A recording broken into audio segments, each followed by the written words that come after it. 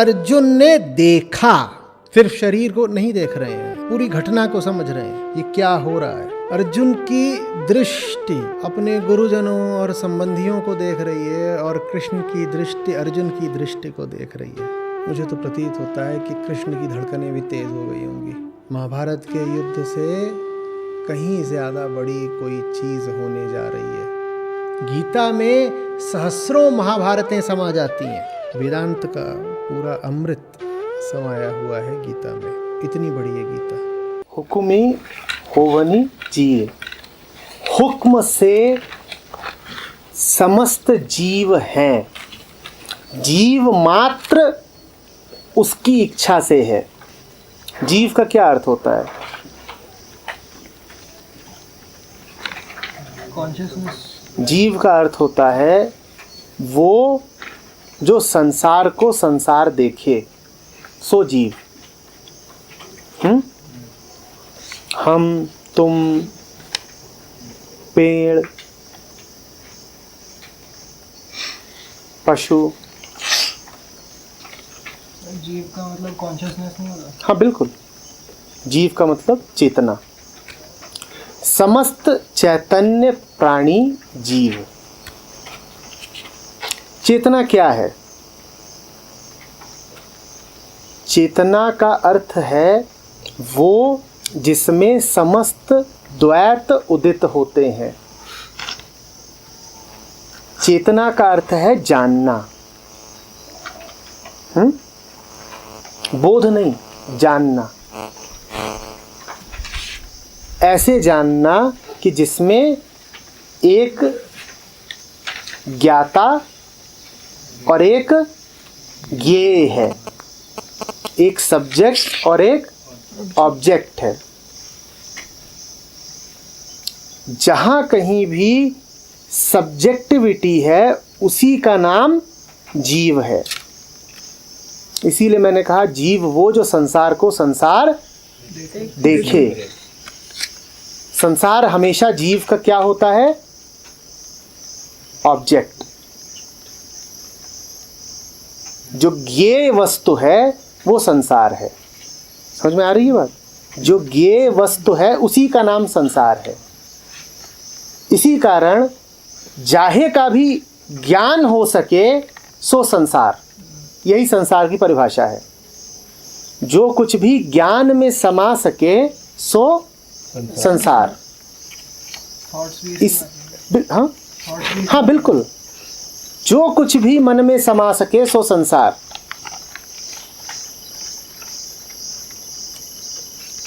इसी कारण जब तुम परम का चित्र बनाते हो तब उलझन खड़ी कर लेते हो, क्योंकि तुमने परम को अपनी चेतना, हाँ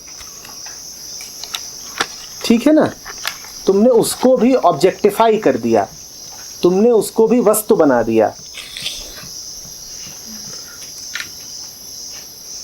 तो क्या कहा जा रहा है हमसे? हुक्मी होवनी जीव। समस्त द्वैतों के मूल में जो अद्वैत है उसी की इच्छा से सारे द्वैत पैदा होते हैं, उदित होते हैं। और द्वैत है ये भी कौन कहता है? द्वैत स्वयं कहता है। द्वैत के अलावा कोई नहीं कहता कि द्वैत है। संसार है ये कौन कहेगा? सिर्फ जीव। जीव के अलावा कौन है जो कहे कि संसार है? इसीलिए हमने शुरू में ही संसार को परिभाषित क्या किया? वो जिसका संज्ञान जीव ले सो संसार।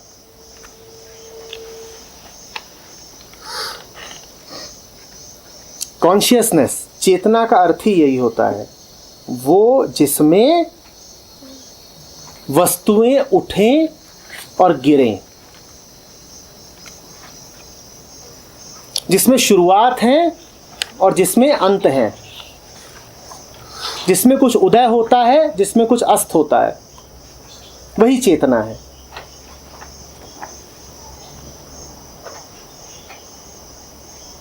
मोशन जिसमें दिख रहा है। हाँ, जहां सारी गति है, जहां सारे रूप हैं, सारे आकार हैं, जहां वो सब कुछ है जिसको तुम होना कहते हो, जिसको तुम एग्जिस्टेंट कहते हो, वो जहां है उसको चेतना कहते हैं। चेतना मानसिक है, मन ही चेतना है, मन ही चेतना है। बोध बिल्कुल दूसरी बात है। इसीलिए अक्सर कहता हूं कि आत्मज्ञान और आत्मबोध, इनमें अंतर करना सीखो।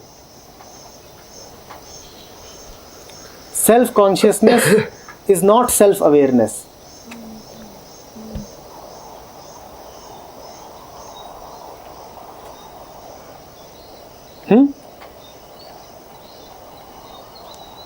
बोध का अर्थ है वहां पहुंच जाना जहां द्वैत है ही नहीं।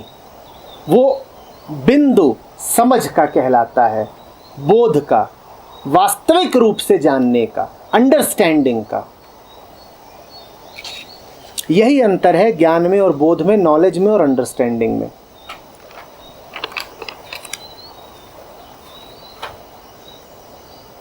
और वही अंतर है जीव में और आत्मा में। जीव जब अपनी आत्मा में स्थित होता है तो उसको हम कहते हैं कि वो बोधयुक्त है।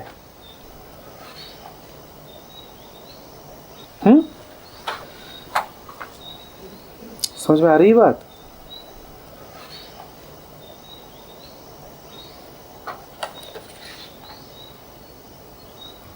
जीव अपने होने के 1000 कारण खोजता है, बस एक बात है जो उसे स्वीकार नहीं होती कि मेरा होना किसी की अनुकंपा से है। इस बात से उसे बड़ी बेचैनी होती है।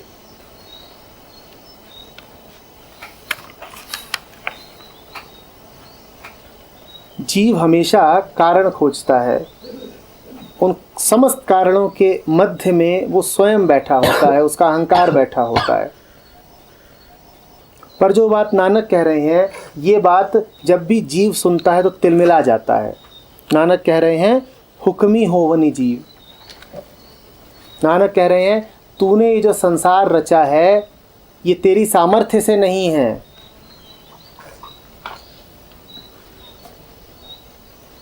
तूने ये जो पूरा खेल, ये जो महल खड़े करे हैं, ये तेरी योग्यता पात्रता से नहीं है।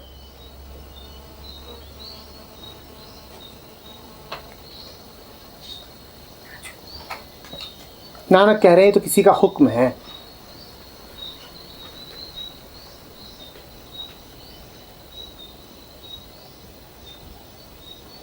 कृपा है। इसमें जरा भी श्रेय लेने की कोशिश मत करना।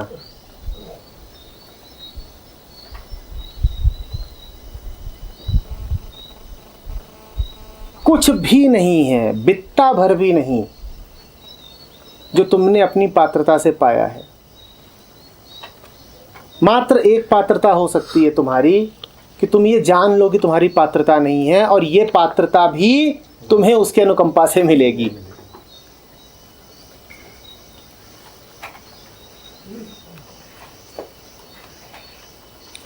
हुक्मी होवनी जीव। जहां जीव तहां संसार। नानक कह रहे हैं तुम्हारा ये सारा संसार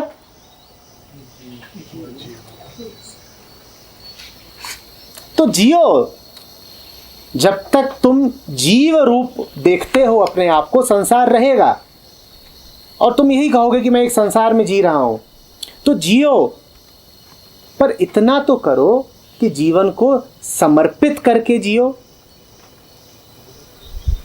या वो भी बहुत ज्यादा बड़ी मांग है, पूरी नहीं की जा सकती। रोटी खाओ तो इस भाव के साथ खाओ कि तूने दी, तेरे हुक्म से आई है। अपने आप को देखो आईने में और पाओ कि स्वास्थ्य अच्छा है, शक्ल सूरत ठीक है, तो कहो कि जो पूरा जीव रूप है ये तूने दिया है।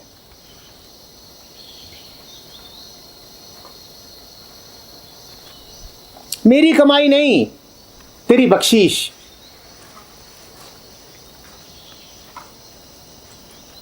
कर सकते हो कि नहीं कर सकते हो? और अगर ये बात साफ दिल से गहराई से कही जाए तो यही प्रार्थना है। याद रखना, इसमें कुछ मांगा नहीं जा रहा, सिर्फ स्वीकार किया जा रहा है कि तूने पहले ही बहुत कुछ दे दिया। सब तेरा, मेरा संसार तेरा, मेरा शरीर तेरा, मेरा मन तेरा, तेरे हुक्म से। प्रार्थना का अर्थ मांगना नहीं है कि तुम एक सूची लेकर खड़े हो गए हो, डिमांड्स, वो नहीं प्रार्थना है। प्रार्थना का अर्थ है कि कुछ नहीं मांग सकता तुझसे, क्योंकि सब कुछ दिया तूने पहले ही सब दे रखा है। तेरे हुक्म से पूरा संसार है, अब मांगू क्या? मांगू क्या? यही प्रार्थना है कि ये जीव ही तेरे हुक्म से है।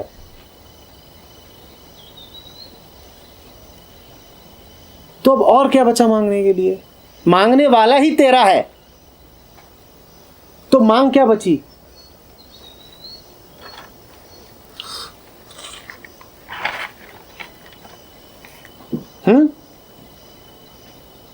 लाइन सेंटर में वो जो है ना, तेरा है जमी तेरी है जमी तेरा आसमां। पर उसमें भी जो अगली पंक्ति होती है वो क्या कह रही है? तू बड़ा मेहरबान, तू बख्शीश कर। जैसे कि उसने बख्शीश पहले ही नहीं कर रखी, अब और क्या बख्शीश करेगा? कुछ अपूर्णता है क्या? पर वही बात है ना कि भूखिया भूख न उतरी। अभी भी कह रहा है कि थोड़ा सा और। नहीं नहीं, तूने बहुत कुछ दिया है, लेकिन अब थोड़ा सा और दे दोगे तो और भी अच्छा रहेगा। भूखिया भूख न उतरी, इतना सा और दे दो। नहीं, हम ये नहीं कह रहे कि दिया नहीं है, बहुत दिया है।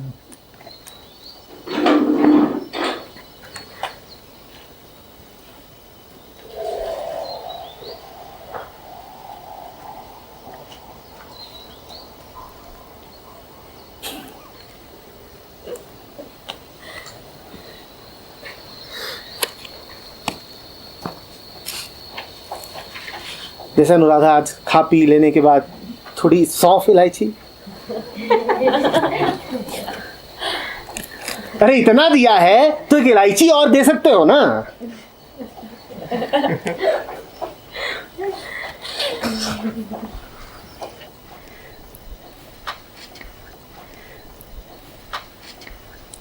कमी रही आती है।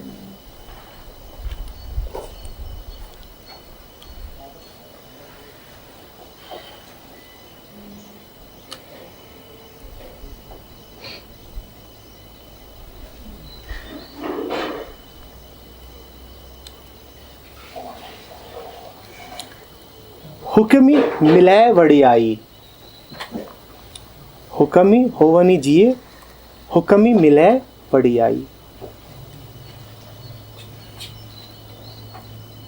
जो कुछ भी महत है, वृहद है, बड़ा है, वो तो तुम्हें उसके अनुग्रह से ही मिलेगा। और जो कुछ भी सीमित है और छोटा है और बटा हुआ है, वो तुम्हें तुम्हारी कोशिशों से मिलेगा। जो कुछ भी मंगल कारक है, आनंददायक है, वो तो हुक्म से ही आएगा। और जो कुछ भी कष्टदायक है, छाती में गड़ा हुआ है, दुखी कर रहा है, तड़पा रहा है, वो तुम्हें खुद कर करके मिलेगा। अनंत आकाश वो देगा, सीमाएं तुम खड़ी करोगे।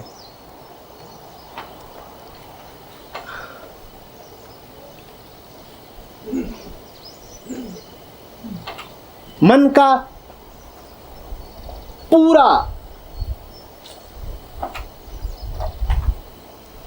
अनबटा फैलाव वो देगा, और मन को संकुचित तुम करोगे। छोटा मन।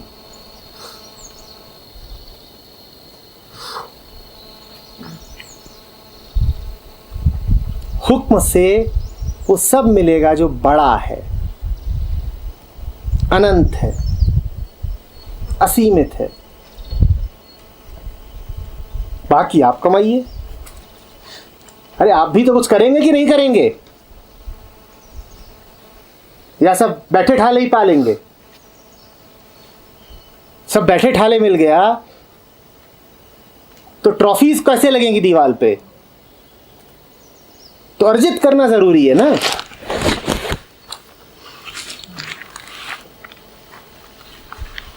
नहीं तो फिर सेल्फ मेड कैसे कहलाओगे?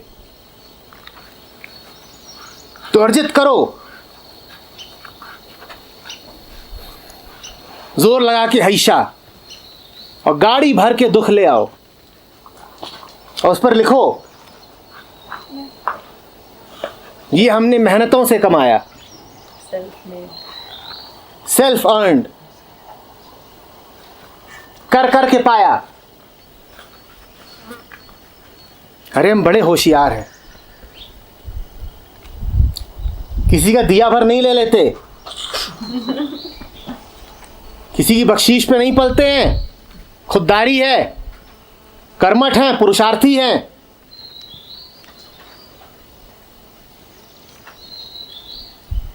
अरे करके दिखाएंगे, कोई छोटी मोटी बात है?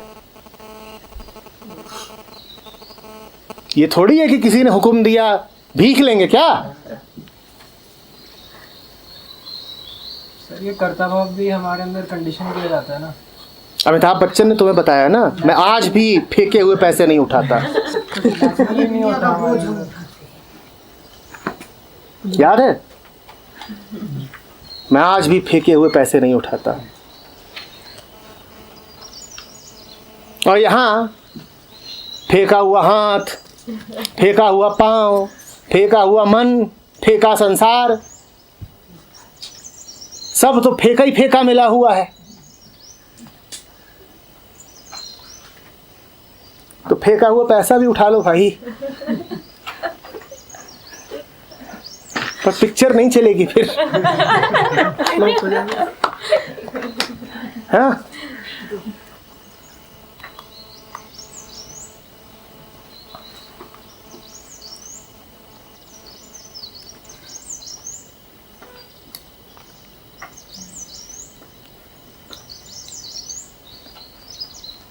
किसी नहीं मानते कि फेंका हुआ मिला।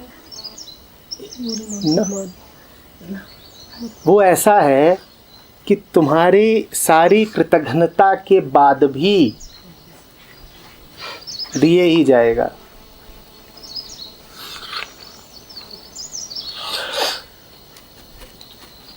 न मानो, वो दिए जाएगा, तुम्हें नहीं मिलेगा। कृतज्ञता से ये नहीं होता कि वो देता है, कृतज्ञता से ये होता है कि तुम्हें मिलता है। अंतर करना इन बातों में। जब भी तुम कहते हो ना कि जो हाथ जोड़ेगा सो पाएगा, या कि भगवान से मांगने पर भगवान दे देता है, तो इन दोनों बातों में अंतर है। भगवान के सामने हाथ जोड़ो चाहे न जोड़ो, नमन करो चाहे न करो, वो तो दे ही रहा है। उसके देने में कोई कमी नहीं है, उसकी धार अखंड है, आ रहा है लगातार। कृतज्ञता से तुम्हें मिलना शुरू हो जाता है।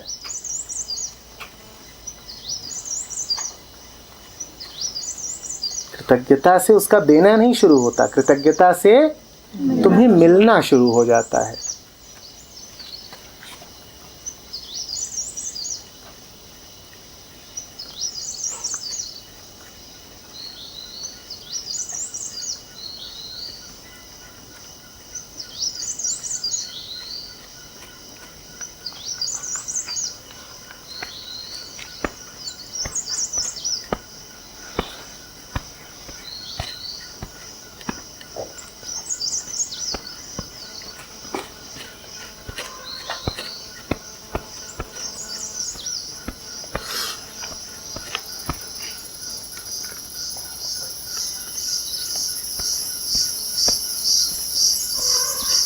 कुछ लास्ट लाइन से क्या मतलब है कि मिलना शुरू हो जाता है, क्योंकि मिल तो ऑलरेडी रहा है। वो दे रहा है, तुम्हें मिलेगा तब ना जब तुम लोगे। हम तो इतने धुरंधर हैं कि मिले हुए को भी नहीं लेते। मैं बोल रहा हूं, मेरे बोलने में कोई कसर नहीं है, जितनी सामर्थ्य है दे रहा हूं, पर जो मैं दे रहा हूं वो आवश्यक नहीं कि तुम्हें मिल रहा हो। अंतर समझो। कृतज्ञ रहोगे तो तुम्हें मिलना शुरू हो जाएगा। दे तो आज भी रहा हूं, दूंगा कल भी, पर तुम्हें मिलता कहाँ है?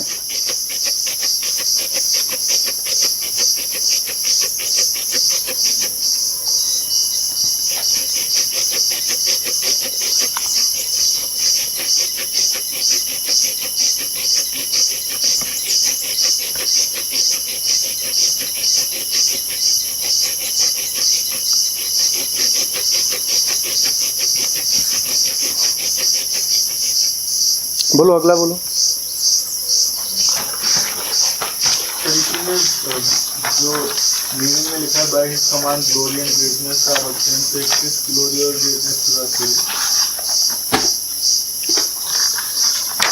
जो कुछ भी बड़ा है, नानक ने बस इतना ही बोला है, वड़ियाई, बड़ा, बड़प्पन, वृहद, बस।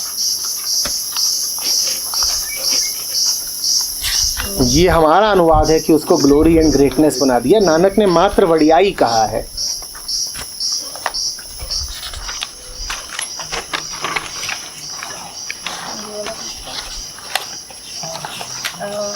ये है पेज नंबर 4 से 3rd। शुरू ही होता है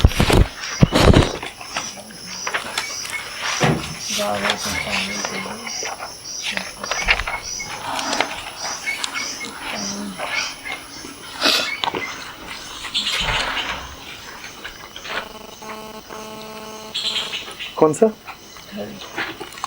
गावे तो ये जो पूरा गाने वाला जो पूरी श्रृंखला है ना, उसको एक साथ पढ़ो, तब समझ में आएगा। और उससे जो ऊपर वाली लाइन है वो भी, जहाँ पे ये, जहाँ से ये पूरी श्रृंखला शुरू ही हो रही है ना, यहाँ से पढ़ना शुरू करो। जो उसको समझता है वो अहंकार में बात नहीं करता, वो गाता है। आगे का सब है गाता है। अच्छा। भूल गई क्या? पाओ और गाओ।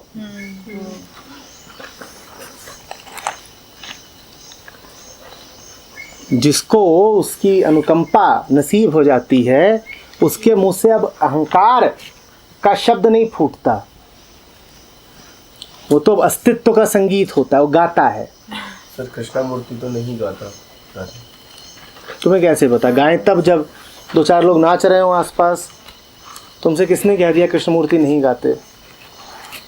गाने का मतलब एक फ्लो में, तुम्हें क्या कृष्णमूर्ति का फ्लो कभी दिखाई नहीं पड़ा?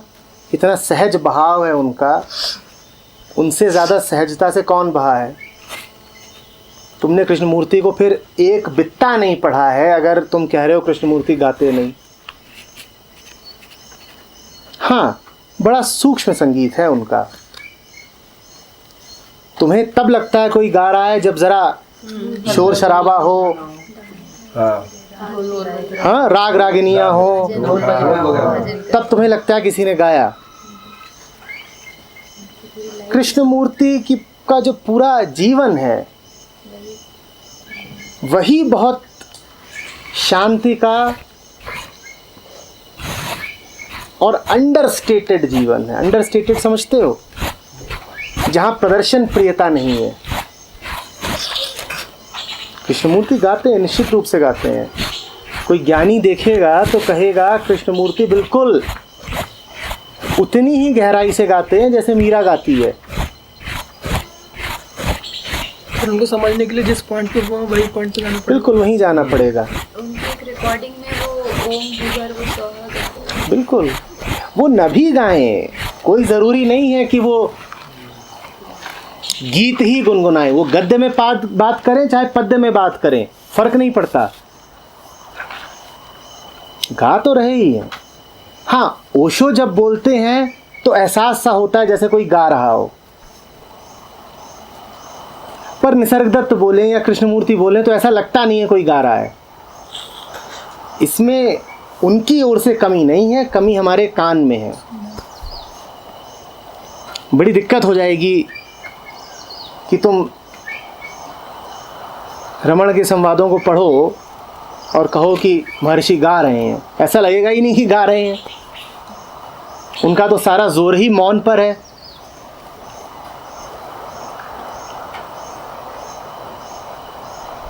पर गा तो रहे ही हैं। सुनो, प्रकृति का दिक्कत ये है कि दिल्ली गुड़गांव में रह रह करके तुम्हें ये गीत सुनाई नहीं देता। पूरा ऑर्केस्ट्रा बज रहा है यहाँ पर।